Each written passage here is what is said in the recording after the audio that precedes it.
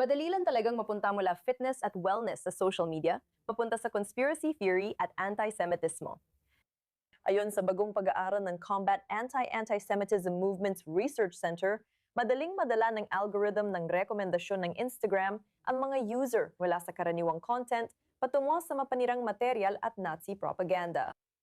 Dalawang neutral na Instagram account ang ginamit sa pag-aaral para sundan ang fitness at wellness influencer. Kahit walang intensyon ang user, parehong nagpakita ng hate speech at conspiracy theory content ang dalawang account sa unang 2 araw.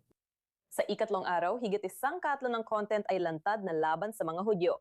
Ang narrative bridges tulad ng kawalan ng tiwala sa medical industry ang nagdulot ng paglipat mula anti-establishment content papunta sa conspiracy theories at lantad na puot laban sa mga Hudyo.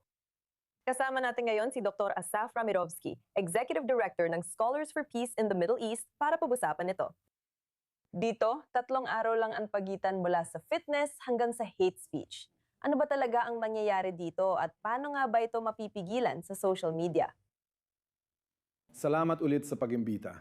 Dito, may proseso ng normalisasyon ng antisemitismo gamit ang lahat ng social media platforms. Ibig ko sabihin, nabubuhay tayo sa panahon ng infotainment at lahat ay natitrigger ng kung ano ang pinaniniwalaan nilang ekosistema ng antisemitismo. Bahagi ito ng backlash at pinagmula na nagbunga ng kasalukuyang sitwasyon sa politika. At ang toksisidad sa Estados Unidos, kaugnay ng uri ng mga kandidatong nahahalal.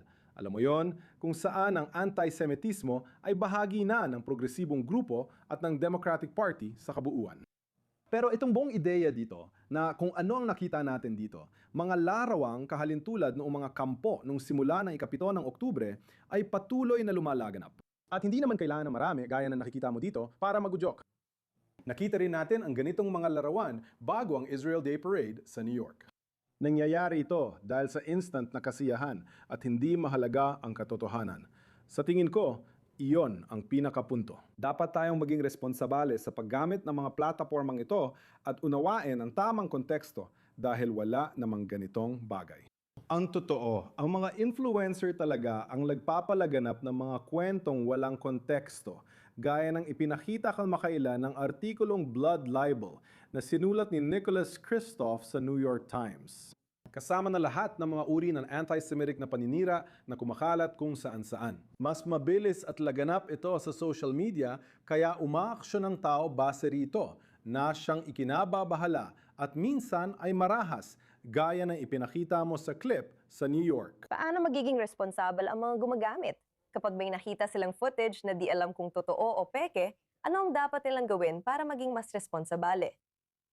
Mahalaga ang konteksto at impormasyon at walang isang source na may sagot sa lahat. Responsibilidad din ito ng mga kumpanya. Sa tingin ko, dapat din natin itong pag-usapan. Responsibilidad ng Meta at iba pang social media outlets pagdating sa kanilang tungkulin na burahin ang galit at diskriminasyon sa mga platapormang ito na lalo pang pinalalala ng sarili nilang mga sistema at tuluyang alisin ang mga ito. Nakita rin natin ang parehong alalahanin matapos ang ika-7 ng Oktubre at kung paano ginagamit ang TikTok sa pagpapalaganap ng propaganda ng Hamas.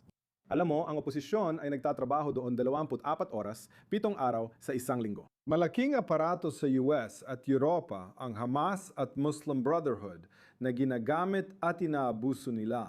Sila ang nakaimpluwensya sa mas batang henerasyon na lubos naniniwala at sumusunod dito. Malaking alalahanin ito para sa atin na magsimula sa mga kumpanya, tahanan at institusyong pang-edukasyon sa paglalagay ng mga pananggalang at pamantayan kung ano ang totoo at ano ang propaganda. At iyan ay hindi biro. Isang napakahirap na gawain na kontrolin ang napakalaking sistemang ito lalo na't lahat ay nabubuhay online at ginagamit ang kanilang mga cellphone para idikta kung paano sila magnegosyo, saan at kailan.